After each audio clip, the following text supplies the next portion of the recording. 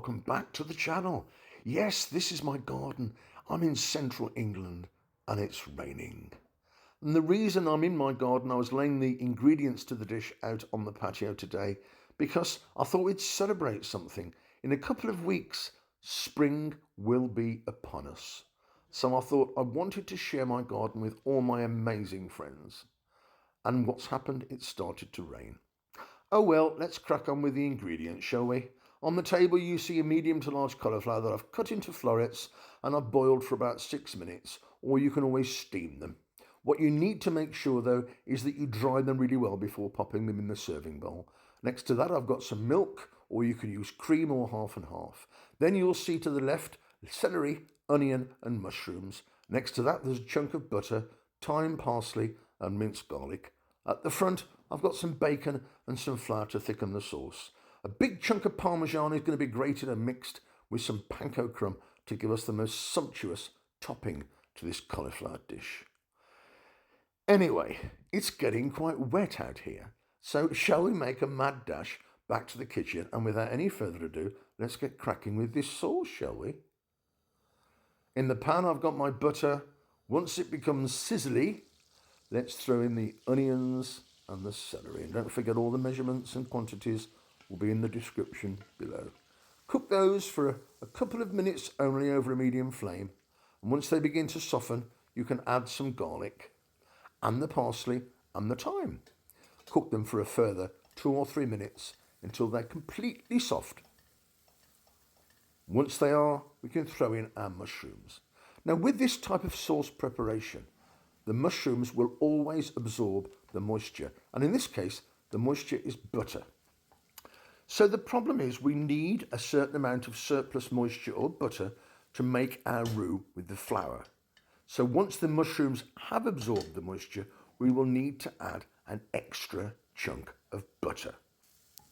So that goes in, and a couple of minutes after adding that, the mushrooms and everything will be completely cooked. And once they are, we can then add our cooked bacon. Mix that all round for a minute or two, and then what we'll need to do now is switch off the flame and add our flour. Work the flour into the vegetables and the bacon until you no longer see the white of the flour and we have a paste that's formed. Once the paste has formed, turn the flame back on to the lowest setting and we can start adding our liquids. In this case, it's hot milk, not boiling, it's just hot. We add a little drop of milk and we stir the liquid into our solids. Once everything becomes incorporated, we can then add a little bit more liquid. And this is a classic situation of making a roux-based sauce or gravy, adding the liquid to your roux bit by bit until the sauce or the gravy is made. The mistake lots of people make, of course, is they have their flame on too high or they try to add the liquid too quickly. So once that paste is back again in front of us and it's slightly started to bubble, we can then add another quantity of liquid. And don't forget, our flame is on medium. Don't be tempted to turn it up. We will need patience to make an amazing sauce. Once that liquid's incorporated itself into the sauce, as you'll notice now, the sauce is beginning to form. We've just got a tiny little bit of milk left to add. So once it's bubbling, we can throw in the remaining milk in the jug. There we are. Once again, give that a good stir, and after a couple of minutes, it will start to bubble. Our sauce is effectively finished now. All we need to do is to season with some pepper and some salt. Have a little taste, make sure it's right for you. And the sauce is now ready. How about that then?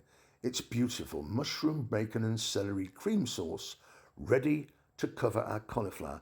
But it needs to be reserved and left to go cold. So sit that away for about 15 minutes while we make our panko and parmesan crumb. Add the crumbs to a pan full of butter with the Parmesan cheese. Mix the cheese and the crumb into the butter over a low flame for a minute or two, and once it's all absorbed, you can then set that to one side to cool down. And now, by which time our sauce is cool enough for us to cover the cauliflower, chunks of mushrooms and bacon, herbs, celery, a little bit of garlic in the most gorgeous cream sauce.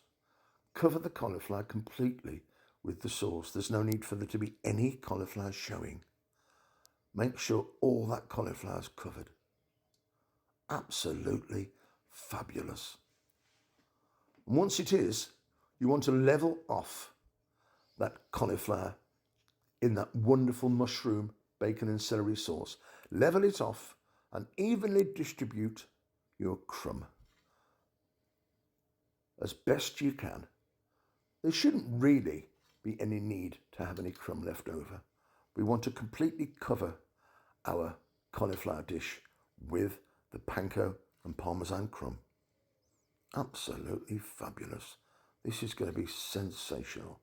Once you've covered it, that's going to go in the oven for about 20 minutes. And if needs be, you might have to pop it under the griddle for a further 30 seconds. And then that's exactly what you want. Look at that.